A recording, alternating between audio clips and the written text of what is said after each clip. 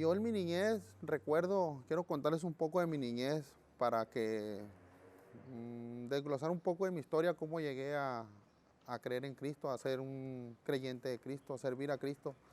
Yo recuerdo de niño que en mi casa nunca hubo una Biblia, nunca hubo algo así que me orientaran para creer en algo. Yo más que nada recuerdo de niño que jamás se habló de Dios, de una virgen, éramos como ateos, pues no creíamos en nada. Entonces yo recuerdo que de niño pues nunca fuimos creyentes de Dios, ¿va? Ni de nada, de ninguna imagen. Yo recuerdo mucho a un niño. Siempre cuento esa historia, le cuento a la gente esa historia porque me reflejo ahora a mí mismo, ¿no? A un niño saliendo de corbata de su casa con sus padres a un lado, ¿no? Este, Viendo a ese niño cómo vivió una vida diferente a la mía en mi niñez, donde en mi casa tomaba, donde en mi casa, pues no en mi casa, sino en mi entorno había drogadicción, veía a los de la esquina pues mmm, fumando droga, ¿no? Entonces, yo veía a esa familia y yo veía que eran felices, pero yo no sabía en realidad el por qué. Yo sabía que iban a un salón donde alababan a un Dios, pero yo no conocía a ese Dios, ¿no? Entonces yo siempre cuando estaba niño decía, yo quiero servirle a ese Dios que ellos le sirven, porque yo veía su felicidad reflejada en sus ojos del niño, de sus padres, ¿no? Veía cómo lo abrazaban, le decían que lo amaban, y era una vida muy diferente a la de mi familia, el entorno de mi familia, de mi barrio, a la familia esa, ¿no? Esa familia para mí era especial. Yo siempre he dicho así, era especial para mí, porque eran diferentes a la mayoría de donde yo vivía. Entonces yo voy creciendo y voy creciendo en un entorno donde el tío mío, pues en realidad desde chico perdió a su mamá, que era mi abuela. Él se envolvió en pleitos, se envolvió en la droga, estuvo mucho tiempo en la cárcel. Entonces, conforme yo fui creciendo, nosotros, nuestros primos, queríamos ser como él. Pues drogaditos, queríamos ser porque él era como nuestro héroe, ¿no? Más que nada porque él, haz de cuenta que era el que controlaba el barrio, era el que controlaba el cerezo, era el que, no, mi tío, era todo para nosotros, el tío de nosotros. Era el patrón, era nuestro Dios en ese entonces de nosotros. Y fue donde yo me doy cuenta que nosotros nos empezamos a desviar. Y más que nada por el motivo de que nosotros no teníamos una orientación de nuestros padres donde pues nos hablaran del amor de Dios, de la bondad de Dios, de creer en algo para tener nuestro camino derecho, de estudiar, de salir adelante, tener una ingeniería, ser, no sé, ser una persona de bien, ¿no? Porque también pues mi padre tomaba y como mi padre siempre dice que no hay escuelas para ser padre, pues. Entonces ahora yo lo entiendo que tengo a mis hijos. Entonces yo me empecé a meter a la droga, al alcohol, pero me di cuenta que a mí me afectaba la droga y el alcohol, ¿no? Me ponía violento, hice muchas cosas que ahora me arrepiento, que sé que ante los ojos de Dios no está bien. Entonces pasa el tiempo y matan a ese tío mío y la verdad yo me afectó mucho porque él era como un hermano para mí, porque le repito, cuando mi abuela murió él estaba muy joven, pues 15, 16 años. Fue cuando él cometió un homicidio en frente de la casa. Pues para mí no es fácil decirlo porque eso también nos cambió mucho la vida a nosotros. Nosotros tuvimos que vender una casa que teníamos ahí, vivíamos muy a gusto y surgieron muchas cosas, ¿verdad? Entonces fue donde yo me mataron al tío mío y yo me empecé a meter más a las drogas, o sea, me afectó mucho la muerte de él, la verdad. Pero yo recuerdo mucho a él que me decía, pórtate bien, este camino no es bueno, es de sufrimiento. Pero yo no lo entendía porque estando yo en la droga, pues era lo que me curaba a mí el dolor que yo tenía.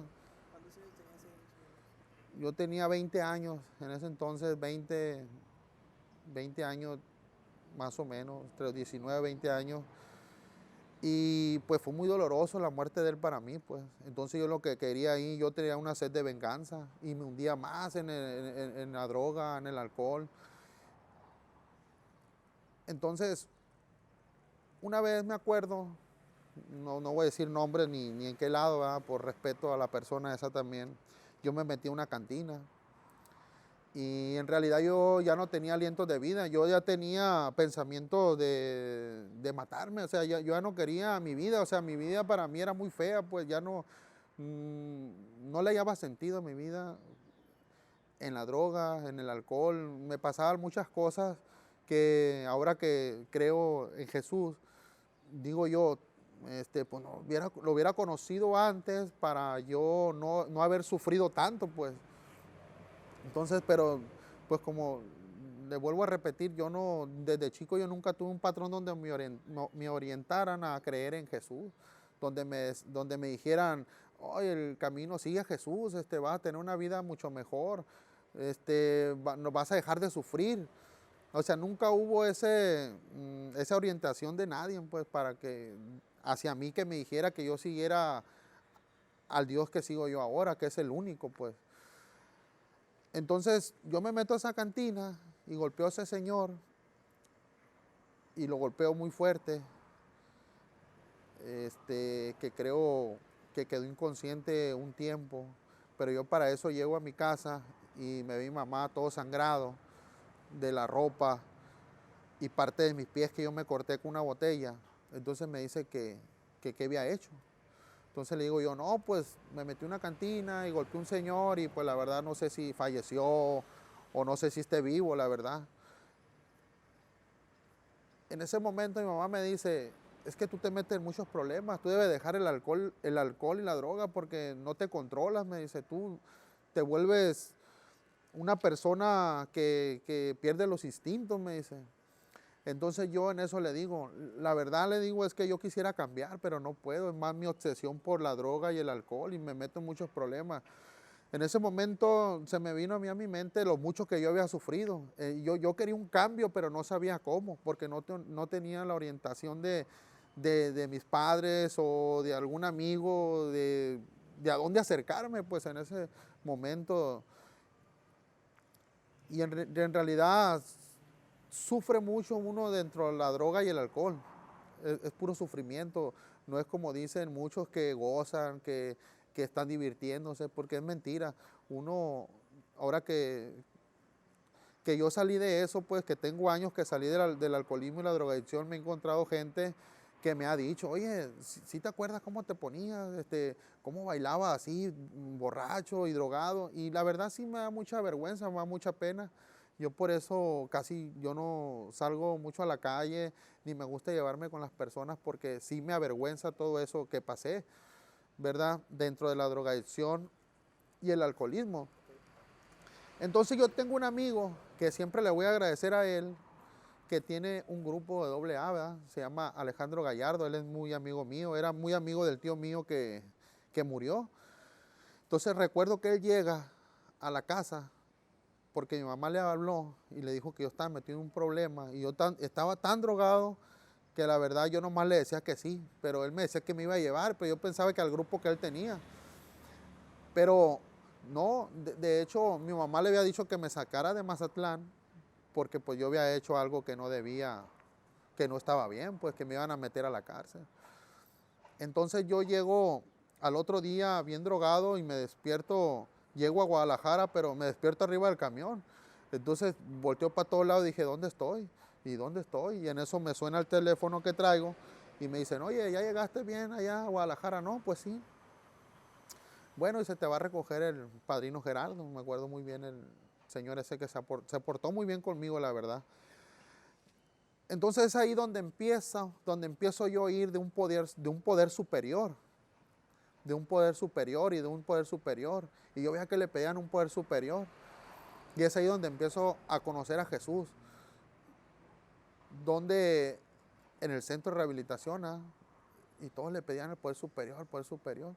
Entonces dije yo, pues yo también le voy a pedir, ¿verdad? A lo mejor y él me saca de este bache donde yo estoy, yo le voy a pedir.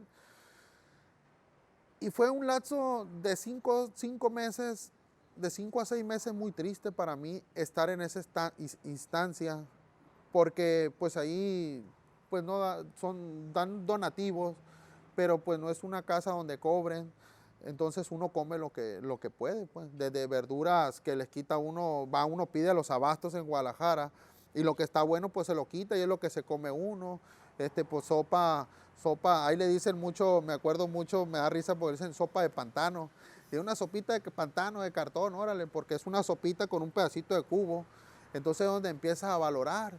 Y es donde yo empecé a decir, ¿qué necesidad tengo de estar aquí? Si yo no hubiera hecho eso, no estuviera metido en la droga. Y es donde empieza más mi sufrimiento por no saber cómo salir de la drogadicción y el alcoholismo. Por no saber cómo dirigir mi vida pues hacia algo bueno. O sea, la verdad me sentía muy triste en ese entonces que yo estaba ahí.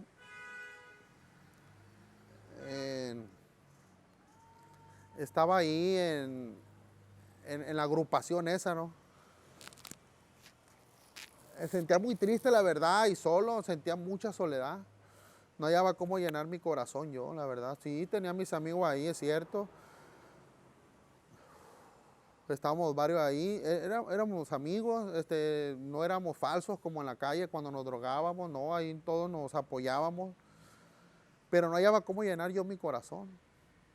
Entonces yo no creía en nada, yo nomás creía en mí. Yo no creía, la verdad, en Jesús, yo no creía en nada, o sea, yo no creía en ninguna imagen de nada porque nunca me inculcaron en creer en algo. Entonces yo recuerdo que pasó ese lapso de 5 a 6 meses, yo recuerdo que yo salí de la agrupación porque ya me dejaban salir a trabajar. Entonces yo recuerdo que nos perdimos yo y mi amigo, junto con otro amigo que teníamos en Guadalajara, que tenía un coche él. Nos perdimos como 2 días porque ya nos dejaban salir. Entonces, pero en el lapso de esos 2 días, pues yo había comido muy poco porque no tenía trabajo, pues. Y es donde el hambre, entró la tristeza, entraron muchas cosas a mi mente, donde yo quería ese cambio, pero yo no sabía cómo hacer ese cambio. Yo no sabía, o sea, yo no sabía cómo dirigirme a Dios, pues, porque a mí nunca me inculcaron cómo hablarle a Dios, cómo, o sea, era muy triste mi situación porque yo quería salir de ese bache, pero no podía.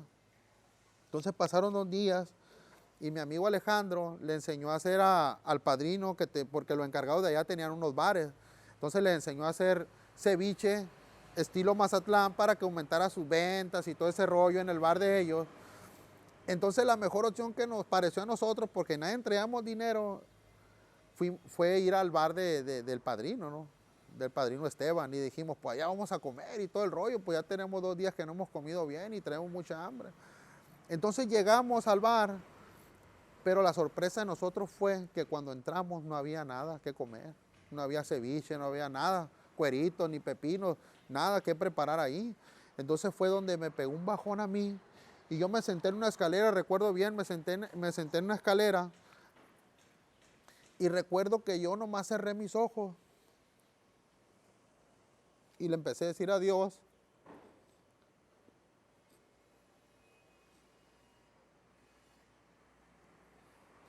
que ya no quería esa vida de dolor, de angustia, porque la verdad era muy triste para mí estar en una ciudad sin familia, sentir hambre, sentirme desprotegido y sentí un hueco en mi corazón que no lo podía llenar nada.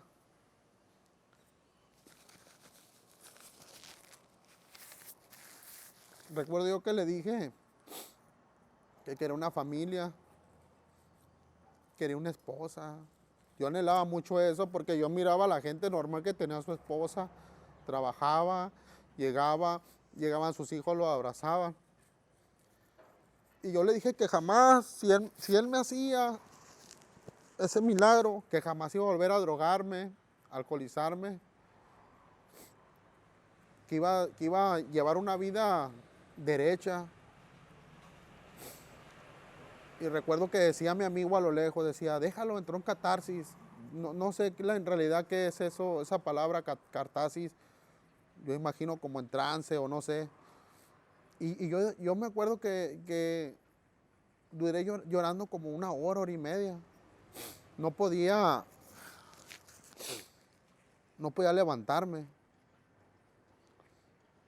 Y ahí es cuando yo conocí el verdadero poder de Dios, que sí existía. Fue donde empecé a creer en Jesús yo. Fue donde a los 2 días, 3 días me sentí una persona diferente. Donde mi mente empezó a cambiar, donde empecé a pensar en cosas positivas, en cosas buenas.